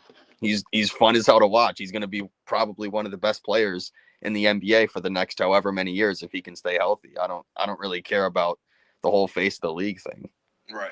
It doesn't really mean anything to me. I feel the same way. Like Edwards was on the same page. Like, whatever. He's the face of the league. Like, I mean, they list LeBron or something and Curry as the face of the league. I don't watch them because they're thought of as the face of the league. I watch them because they're great. Right, and they become the face of the league being great. And they do great things on the court. Let the greatness be that. Like, they drafted Jalen Green and were like, he's going to be the face of the league because they're sus and they like his curly hair. Like, they literally were saying he looks like a superstar. Like, that was the analysis on Jalen Green. Right. Do you see this guy? He's handsome. That was literally people were saying that. And that was their reasoning on why he's going to be an NBA superstar. Like, can we talk about ball? Right. What can he do? Is he gonna ever have an efficient shooting night? Right. Like, there's been so many bad things about Jalen Green, and he still gets the benefit of the doubt. And, you know, I think I get scorned by Jalen Green because of being a Cam Thomas fan and a Cam Thomas truther, and they're in the same draft class. They play the same position, and they almost kind of fill the same roles, like a scoring guard. And I think he's the better one. And all you see is the talk about Jalen Green, and then you mention Cam Thomas, and you go, empty stats, bad team. Well, what was Jalen Green for this whole time? Yeah, what was Jalen Green before he had, you know, all this talent? Before they spent $100 million on getting Fred VanVleet and Dylan Brooks and wasting not wasting, but using a whole bunch of first-round picks, surrounding you with talent, and you still are inefficient, I don't know. I just like – I feel like I see a different thing than the majority of people that are calling this. Right. And I feel like I've just seen a different perspective on a lot of things. And when 99% of people are screaming something, I don't know. Sometimes I just get a red flag when I don't agree with it. When I feel like I'm part of the 1%, I'm like, I don't know, man. I don't see it. I can't believe they spent all that money on Van. Like enough people can yell about Wemby. You go watch Wemby, you're gonna see something you've never seen on a basketball court every game. There's like something new happening, and you're like, yeah, you could see why people are talking about him like that, or like he's the face of the league, or they want. And Jalen Green is like, oh well, if he makes or misses a step back three, and you're like, oh, it's good or bad if he misses. Like it just doesn't feel like there's really anything there. I also never felt like his creation was all the way there. It felt, I don't know, sloppy, not within the offense, to where when I watch Cam Thomas, I've felt like for a young guard or something, he's really good. And he plays within the offense more than anything. When people go, oh, he's a ball hog, he's this, he's that, who else is on the squad? What do you want him to pass to Zaire Williams and Trenton Watford? When is Trenton – well, no, Trenton Watford could dribble and shit. But when has Zaire Williams ever ran an offense or created his own shot like that? Doesn't happen. If he did, he'd be in Memphis, right? Like he wouldn't have got traded. They keep all their guys. They've tried to keep all their best young talent. Look at, they've kept Santi Aldama. Never got rid of him for anything throughout all the bullshit they had. All their bigs missing and everything else. They still kept him because they knew he was a top-tier talent. Right. Whenever he gets minutes, Santi performs. He might not look like an NBA superstar or nothing, but on any given night, Santi could go for like 15 and 7 and look really good. Give you a double-double. Right? He can drop a double-double here, and they might see a 21 and 10. Might get crazy, but that's if Jaren's out and he's got to play full-time. But that's what I'm saying. Santi's really good, and the Memphis Grizzlies have a great talent acquisition team. They know who they're drafting. Like, they got elite guys. When I see the Grizzlies pick somebody, I trust it. This has actually been a career year for Aldama, too. If we're talking about Aldama, he's had a career year. All his numbers are up. Shooting percentages, points, rebounds. He hits threes. He plays well for Spain. I love Santi Aldama. Mm-hmm. And they just kept him as a backup, big man, 4'5". And that's super smart. They could have a 6'9" wing who could apparently do all these things, but they didn't. They got rid of him, So I just don't think you should be passing to Zaire Williams. Nick Claxton, he's 6'9", plays the center, hasn't shot the three, hasn't really developed anything. Sometimes he could get a rebound and run it in transition and get a layup and just catch the defense lacking. But he doesn't really do any moves. He literally gets the board, dribbles it 4 times with his right hand, and then gets to the rim sometimes when the big isn't running with him. What did he do last night, though? Probably jack shit. You didn't see Claxton last night? No, I didn't watch the Nets. Sorry. He hit the game winner. He did? At the offensive rebound, got a nice roll, hit the game winner. So was it like a putback? Yeah, it was a putback. Okay. It looked funny as hell, but he got it off. But that's what he is. He's a rim-running big. You want him to create the offense around the pick and roll instead of Cam Thomas? You want him to shoot threes instead of Cam Thomas? Like, you could line it up with every single player on the team. Who would you rather out there, him or Keon Johnson? Who do you want shooting at set 3? Cam Thomas. Like, it doesn't matter. Every single person you bring it to, like, now they got D'Lo. Who D'Lo can be some instant offense and get hot and shit, and he's a good playmaker. I feel like D'Lo always knows how to put his teammates in some good positions. He's terrible defensively because he's knock-kneed. He's always been knock-kneed since Ohio State. I actually thought he was going to blow his knee out. That's usually like a quick sign that players blow their knees out, especially a tall guard like him who really goes into the lane and all that other stuff. I thought he was going to have a terrible run at injuries just because, just the way he's built. Like, I've seen it before. I've seen other guys knock-kneed, and they're, the worst injuries in the world. Always hurt. Like, what's his name? Jabari is a good example of a guy like that. Who, his knees, look like they kind of bowed in a little bit. Jabari Parker, yeah. Yeah, and you're like, oh, yeah, that guy's done. 3 ACLs from Jabari in 3 years. Some guys just, their body types just don't look good for it, and you could tell. But, yeah, I don't know. Somehow D'Lo's figured it out. He's never looked like he's taking basketball serious. Maybe that's what it is. Yeah, he's so he's not going to hunt it. He's so nonchalant about it. Yeah, he's nonchalant. So he's just going out there at 70%, never pushing his body so it never breaks down. Like he almost like it looks like he almost wants to look good on the court. Yeah. Like he wants to look cool or something there. Mm-hmm. Just some of the passes he makes and the way he dribbles, but maybe that's just his game. He's just maybe just finesse game.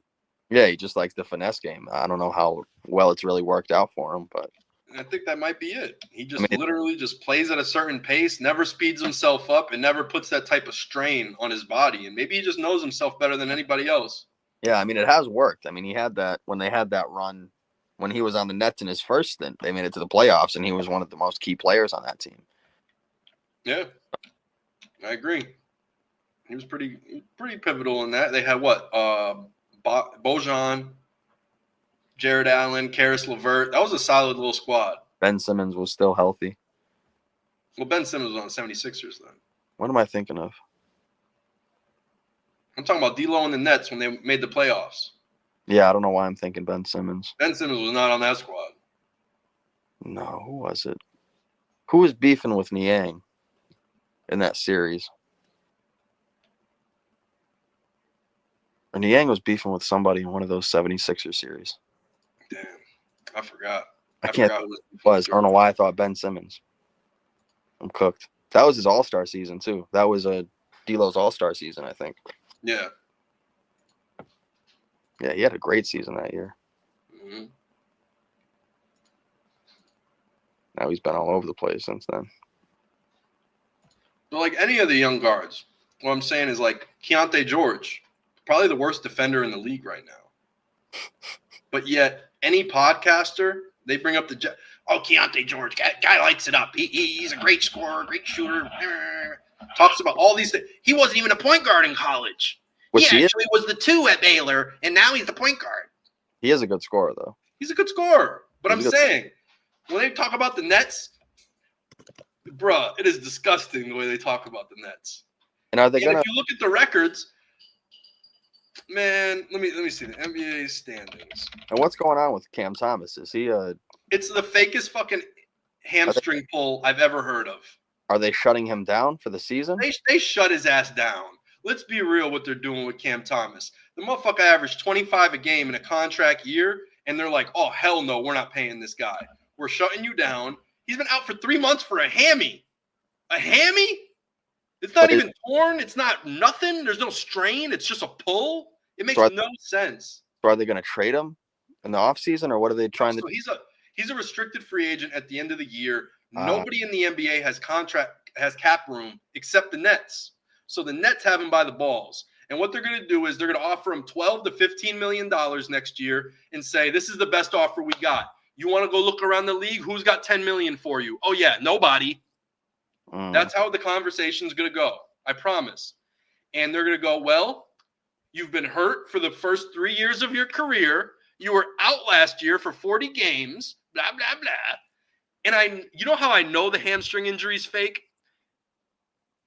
For one, listening to all these OGs on their podcasts and how they talk about how teams shut them down because they wanted draft capital and they wanted all this shit. Like coaches would hit them up and be like, yeah, man, you're going to be out for the end of the season, 3 weeks, bad ankle. Okay? You're done. Click. You know how many times I've heard that type of story now with all these old guys talking about how the NBA actually is? It kind of seems like they do it with Markkanen over there in Utah. They do it with Markkanen. They tried it because they're trying to keep him healthy so then they could trade him eventually. Oh, I thought they were just trying to keep him healthy so they could have a worse record so they could have a better draft pick. Or they want to build a super team, so they purposely bench him the same way they did with Shea. Remember Shea had fake injuries for fucking 4 years until the team's great now because they got all the first-round picks? Yeah. It's the same thing. I think they're doing the Shea treatment to Cam Thomas potentially, or they're just completely doing him dirty. Either completely doing him dirty, or they're really trying to set him up, and he's just not we just don't get the story yet. Because it doesn't make sense to me. But right before the injury happened, he goes on Draymond Green's show with Baron Davis, And what's cool is I compared Cam Thomas to Baron Davis in my Voldemort article to start the season, and then the only pro player he goes on his podcast was Baron Davis. All right. I thought that was pretty fucking cool. That I'm telling you, these guys got a lot of similarities. Guards that love to post up, and like the way they post is just different. But anyway, Baron Davis got in his ear, started talking about some shit. But the main thing I wanted to say about the whole injury thing and where I'm getting all these pods and stuff from is all this information about pods from is this. He said, "Oh yeah, you're going to be out now. What's it for? The ankle?" And then Cam Thomas goes, "Nah, I don't think it's the ankle. They say it's the hamstring." They say it's a hamstring. Bro, if you got a hurt ankle, you know you got a hurt ankle. If you know you got a pulled hamstring, you know you got a pulled hamstring. Why are either one of y'all don't know what the injury is? That made no sense. He goes, they're saying it's a hamstring, but they thought it was an ankle. Yeah, what does that mean to you? Why is he saying they're saying? Why is he saying the medical team found an injury that I can't even figure out where it is? That was the weirdest statement I ever heard. And that alone, I'm like, oh yeah, something weird is going on here. You could go back to the pod. Viewers, go check out the interview with Draymond Green, Baron Davis, and Cam Thomas. There's that part in there where none of them know why he's out, and they have a laugh about it after. And I'm like, oh, is he supposed to be held out for the trade deadline? Is he going to get traded? Because he's on a $4 million deal. And we talked about, my theory was you could build a super team around Cam Thomas right now because he's on a $4 million deal. The same way NFL teams, they try to draft a rookie quarterback, get a guy locked in at a cheap deal, and then you build a super defense around him while he's still on a rookie deal. I thought you could have brought Cam Thomas in to the Cavs on $4 million, right? I mean, they already have Ty Jerome and shit. But imagine you got Donovan Mitchell, Darius Garland, and then even if, God forbid, one of them get hurt or even need a breather in the playoffs, bro, you got 25 points off the bench with Cam Thomas. He may not average 25 points being a bench guy anymore, but you have instant offense now and someone who could fill the shoes of Donovan Mitchell to where not many can. That's a championship-type move to get a guy on a $4 million deal who could average 25 and be just a super scorer for you. Shit, the Suns could have did something like this. KD loves Cam Thomas too. He raved about him when he was in Brooklyn, saying he was the best rook. And even when he left, he had some good words for him and high praise.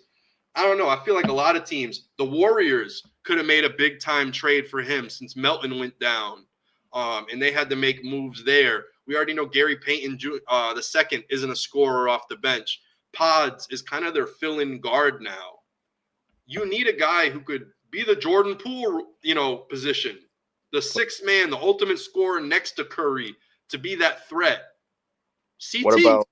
What about the Mavericks? They got Jaden Hardy, who I think is pretty damn good. Who would you rather? Be a young guy that gets tested. What would you rather have? Oh, I'd rather have Cam Thomas over Jaden Hardy at the moment because he's proven. 100% proven. And Exum, too. Better than Exum. He's a better shooter than him. Exum has started some games for Dallas, too. Maybe not a better facilitator or potentially defender, but that's all Exum is for. But you have Kyrie being the scorer. Now you got AD. They don't necessarily need a third option like that. I don't think the Mavs would need it. I would say guys who could have. Lakers. Imagine him with Luka, and it's them two in the backcourt of the future. And you got Luka and CT for the future. What? You already have Reeves, though. I'm taking Reeves over Cam Thomas. I'm sorry. I'm taking Reeves over I'm not. I'm just saying. You could take Reeves over Cam Thomas. I'm not going to do it. I would want because I've seen Luka cook with Jalen Brunson already. I've seen him cook with Kyrie. I could see him cooking with Cam Thomas. Mm-hmm. Like a scoring guard, straight up. That guys that aren't known for their defense. Jalen Brunson don't play no fucking defense. Kyrie's gotten better over the years in certain instances. I think positionally he's gotten smarter. He reads screens better than he used to. Like old Kyrie, before even LeBron got to the Cavs, was terrible on defense. Terrible. He would get hit with every screen, not fight through it. He would just get crushed. You saw him Shit. in the short time Kyrie played with the Celtics. I felt like he bought into the defense too. Yeah, that was their main thing. Better. Defense. They were one of the better defensive teams in the NBA. Mm-hmm. So plus, he had a whole bunch of young and hungry guys around him too. So I feel like that also helped his defensive rating because everyone was bought in. Yeah, it made him look good, but just watching the games, I thought he put in more effort on the defensive side of things. Yeah. Oh, I used to hate Kyrie on offense though. He's such a gunner. Yeah, I couldn't stand him on the Celtics. You'd be in your room pissed watching the Celtics. Yeah, he was terrible to watch in the Celtics. Yeah. But yeah, he stepped his defense up over the years and everything. But like I said, I think Luka could play with a guard like that who could still average 20, 25 next to him. And he actually likes a guy like that too. Right. There's so many teams that could have used him. I mean, the Celtics could have, but they got Pritchard now, who's actually like a real sixth man of the year. Think about how many championship teams could use a real scorer off the bench. And that's what I'm saying. I thought we were going to see something happen like that. But it's all good. Now he actually isn't being sent off to be a sixth man. So we'll see what happens next year. I'm really nervous about the draft for the Brooklyn Nets because if you look at it, they have the same amount of wins as the Spurs right now. And, and people want to talk shit about the Nets and everything else. They're actually doing pretty damn good. The Spurs were the Nets are only a half a game out of a play-in spot. That's what I'm saying. And the Spurs are 3 games out, I think. And Wemby's only been out for 1 game, and they won the 1 game when he was out. No, he's been out 2 now. 2 games. Oh, yeah. Second game was last night. Yeah, and they lost. No, second game was 2 nights ago, and they lost to the Pistons. So basically, they're 50-50 without him. They're worse with him, technically. Yeah.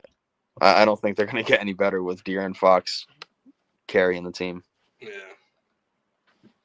But, like, the Nets were in the playoffs, a top 6 seed before CT got hurt. Now they fell. Yeah. And with Wemby, the Spurs had the same record, and they got Chris Paul. Now they got Fox, Harrison Barnes. They had so much help. Devin Vassell's got, like, a max deal. Keldon Johnson. They have so much help. You know what I'm saying? And they can't even put these wins together. But CT had his team over 50% win percentage. Cam Johnson was also out for a while, too, because they were trying to trade him. And Cam had a fair year. And then you got the Heat. The Heat are, they're not really winning. They don't have a 500 record. But I think they could be a sleeper. And Hero. There's like a playoff matchup somewhere where people are stressed. And Hero's great. Hero's great. Don't forget Davion Mitchell got traded there. Yep. Off night can really make someone have an off night. And that's why his nickname is that, because he's that good. Khalil Ware. Khalil Ware is having a breakout rookie season, which I called. Well, he had a great month. I always got to give myself credit where it's due. He had a great month of January. Yeah, he had a great January. He was getting underplayed, as a rookie does, especially in a Pat Riley and Eric Spoelstra system. They like the vets. They believe you got to put your time in. Mm-hmm. But when you got a guy like Khalil Ware, you don't wait time. You don't wait for him to develop. You put him in there to develop. Right. And as I said, remember everyone was calling him lazy in the draft process? That was the biggest thing on Khalil Ware. He's lazy. He's not good. He doesn't care about the game. And then you go watch him, and he's hitting threes. He's blocking shots. He rolls hard on the pick and roll. He's got a nice touch on the inside if he catches it on the block. There was nothing wrong with what I seen about him. If anything, I feel like he's underscouted and underappreciated. Even on his own team, he was averaging 17 and 10. Legit 17 and 10. You don't average a double-double if in Division I basketball if you're not nice. Or if you're lazy. So if you're telling me this guy got a double-double and he's lazy, my God, imagine if you give him to the Heat and let Pat Riley fucking convince him and motivate him to do something. Imagine what he could do. And now he's rookie of the year candidate. And I said it before the draft. I mean, I said it before I said it before the draft. I said it before the season even started. I got my guys. I got my handful of my 5. Mm-hmm. And we got Matas, Ron Holland, Stephon Castle, Khalil Ware. And why am I missing my 5th? Let me look at my draft board real quick. And 3 out of those 4 guys are really rookie of the year. Come on, Sonny. I mean, Buzelis, Castle, and Ware are all Enough, dog. Enough. Buzelis, Castle, and Edie. I was tweeting about Edie being a first-round pick back when he was playing with Jaden Ivey in college. And Jaden Ivey got drafted, and he didn't. And I said, this is nonsense. Most of the guards who have success in Division I basketball, you could thank the big. And it happens for a lot of people. I called it, not even Khalil Ware, I called it for Trace Jackson Davis at Indiana, because that's where Khalil Ware went right after Trace Jackson Davis left for the league. And they drafted his guard, Jalen Hood-Schifino, when in reality, it was not Jalen Hood-Schifino who was the star player on that team. It was Trace Jackson Davis. He made the whole thing go. And then you brought in a guy, because Trace Jackson Davis, he was like a 5th-year senior, undersized big man, super strong though, and he had a high IQ.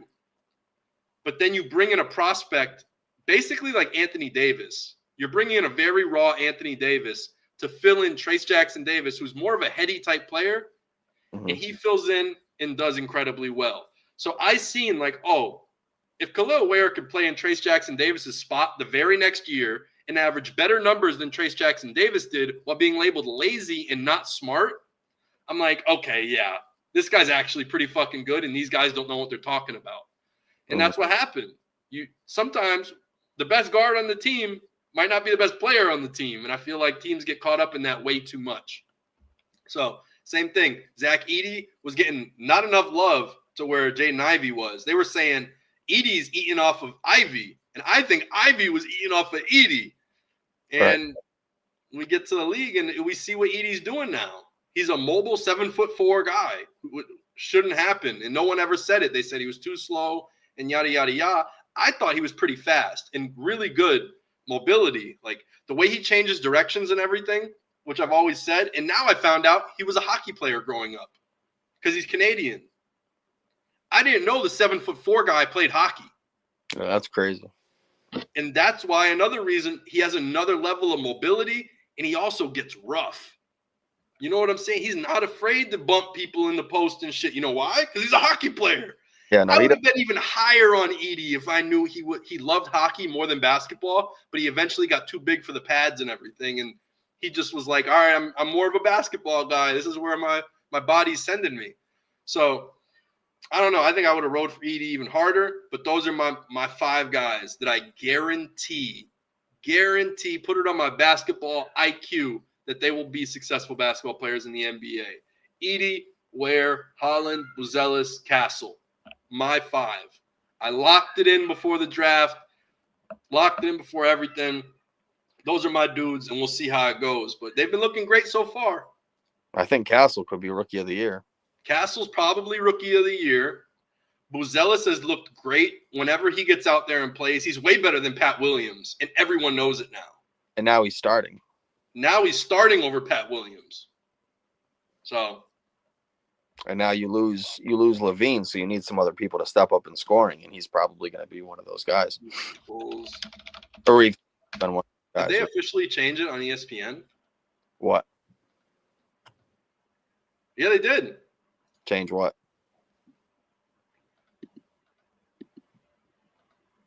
Oh, Patrick Williams got PRP injections. Yeah, because he's been out, and then you lose Levine, so. Yeah, it's been rough. But I'm glad Buzelis is getting run now. My number 1 pick. Mm-hmm. I wish he could have threw that dunk down at the dunk contest, too. I know. He had a great idea. He just couldn't finish. Same leg? That was tough. The Chris Paul move.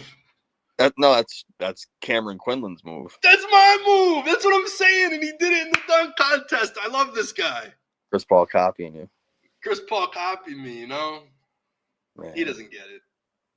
That's why he's never a champion. That's why, right? That's why he's never a champion. But yeah, I did not expect what's his name? Alex Sarr. Didn't put him as a lock. Even Reed Shepherd. You know where they fucked up with Reed Shepherd? You know his name is Isaiah? Yeah. You know that? No, I didn't know that, but what does that mean? Bruh, he's a point guard named Isaiah. Oh, okay. You don't think about Isaiah Thomas, like the second-year basketball point guard? You don't think of Isaiah? I do. I didn't think of. I wasn't thinking. So I mean, come on, bro. Let's be real here. All right, so here I'll show you. If you look here, his name is Isaiah Reed Shepherd. But when it's a white guy, you got a 6'1" white guy named Reed. I don't think it just brings the same aura. I've never heard of a white guy named Isaiah. I can't think of Isaiah Hartenstein until we found out he was half black last year when he said, "Oh, look, this is my dad." And everyone thought he was a white boy his whole life. So there you go. Yeah, I can't think of it. But now they call Isaiah Hartenstein Zay.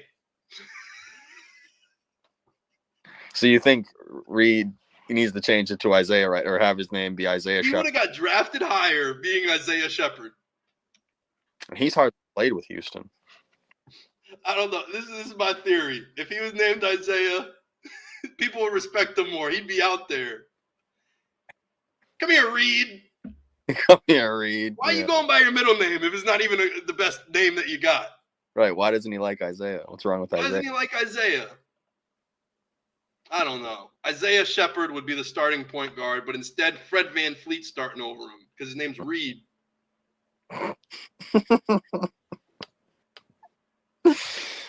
Oh, man. It just is what it is. You got to have some aura, you know? You got to have some sauce. I guess he doesn't. Isaiah, a biblical name. Now we're getting religious out here. I mean, hey, but he wants to go with Reed, so do your thing, Reed. Keep riding the bench and playing the G League. Right, keep riding the bench and enjoy it. Live it up. Live it up, Reed. Live it up, Reed. Well, here, let me jump to my fast break lineup. This is what I'm going for. I'm going for the Kia.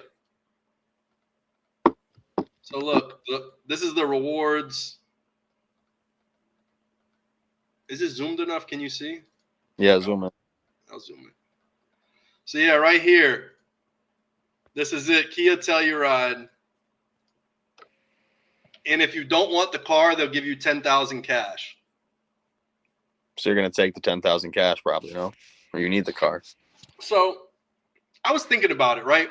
It's a $50,000 car base model. It goes up to like $65,000 if you get all the stuff fully loaded. Mm-hmm. Leather seats, all the other stuff that could go in a car. Oh, you sell the car? Apparently, there's tax implications. So since you won this, they'll gift you the car, and then you have to pay the taxes on a gifted thing if it's over a certain price. So apparently, you have to pay like $5,000 to $8,000 in taxes for this thing if you get it on your next tax bill, because it's too big of a gift, basically. Right. Or too big of a win, or something that you have to pay taxes on it. So, yeah, I would probably rather just take the 10 Gs. I guess on paper, I would rather the 10 Gs and then take the money out immediately somehow. I'd figure it out. I'd talk to them about all the tax implications right there while I have them.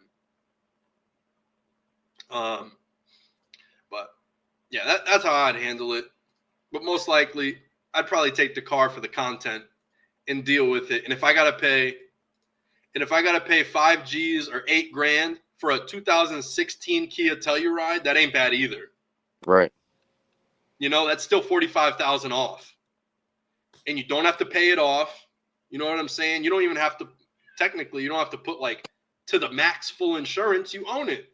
You're not even paying it off, so you could put the minimum coverage on it. You can do whatever and figure it out. So, I mean, I don't know what I'd do if I won. Like I said, I think I would go with the content play and keep it. And then just pay the taxes and say, oh, look, whatever. I got a brand new fucking car, this year's model for 5 Gs. If that's the worst deal I got, I can't really complain about it. Right. So if I win, I win. It would be really nice. I'm 3-4 right now. I lost the other night. This night, it was a 3-point night, and everybody stunk it up. Kobe White won 3. Halliburton was the best, and I thought he would actually be my worst pick of the night. That's rough when Halliburton's your best player. Yeah, when Halliburton's best from 3. Look, Maxey only hit 1, Harden 2, White 2, Tatum 2. So I didn't get the 15 threes, and because of that, I didn't win the Kia. Even this, look, first night, I tied for first place. When you look at the leaders, the highest score was 40, and I scored 40. And then I won this night. How many more? 35 field goal attempts. I got 40 field goal attempts that night. And then Friday, it was about 15 assists and 30 rebounds. I got this pretty easily, 20 assists and 52 boards. So that was an easy night. Well, Sabonis can do that by himself. Deadass. Sabonis could get 15 and 30 easy. Him and Jokic are the only two. And how many days are left? Look at Jokic fucked me over so bad last night. Yeah, he was terrible. 0 blocks, 2 points in the paint. Luckily, I threw in Embiid last second. I realized he wasn't out. So I'm like, all right, I'll throw him in there. And he didn't even do that good. 1 block, 6 points. Denny and Claxton saved me. Who would have thought? I thought Denny was a throw-in pick, and I'm like, he'll get 1 block and like 6 points in the paint, 4 points. I don't care. I just want a block. You know, I want to make sure that I get a good block and a couple points. The rest I filled in with superstars. But instead, the superstars didn't perform. KD did. The rest didn't. Right. So I got my blocks with Clax, and then Denny also saved me. So today, I have – oh, shit, the next game starts in 8 minutes. The Celtics start in 8 minutes. Yeah, there's a lot of games today. There's 10 games. But anyway, it's a points day. So I got in Hero, who's actually maybe hurt. I got Brunson, Edwards, Kyrie, and Shea. Can that get me 125? Let's see if I can swap out Hero real quick. I don't know if he's going to be hurt or not.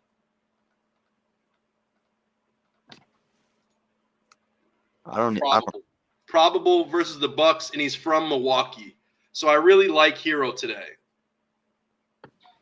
Okay. Like, he's from Wisconsin. And he's gonna be the top scorer on that team from now on anyway.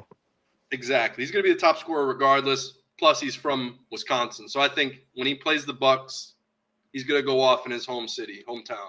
Yeah, I mean, I like that lineup that you have already. All right, good. My one question was D-Book. What should I do with D-Book? But Put him on the bench. Put him on the bench. Okay. It's funny. He's had a down year. Yeah. I guess Giannis is probable. Who do you think, if I had to sub him in for anybody, who would it be? Show me your lineup again. So it's Hero, Kyrie. It's Hero, Edwards, Kyrie, Shea, and Jalen Brunson. Maybe Brunson. Take out Brunson for Giannis? Yeah, because Anunoby and Hart are back today, so I guess maybe you lose a little bit of scoring there. Mm-hmm. And they're also playing the Celtics, and the Knicks have not played well against the Cavs, Celtics, or the Thunder. Okay. That'd be my thought on it. And then tomorrow, just while I have you here, I also have, it's Edwards and Hero on a back-to-back. And the Celtics also allow the second fewest amount of points in their conference. True. So I think today would be the day to put in Giannis.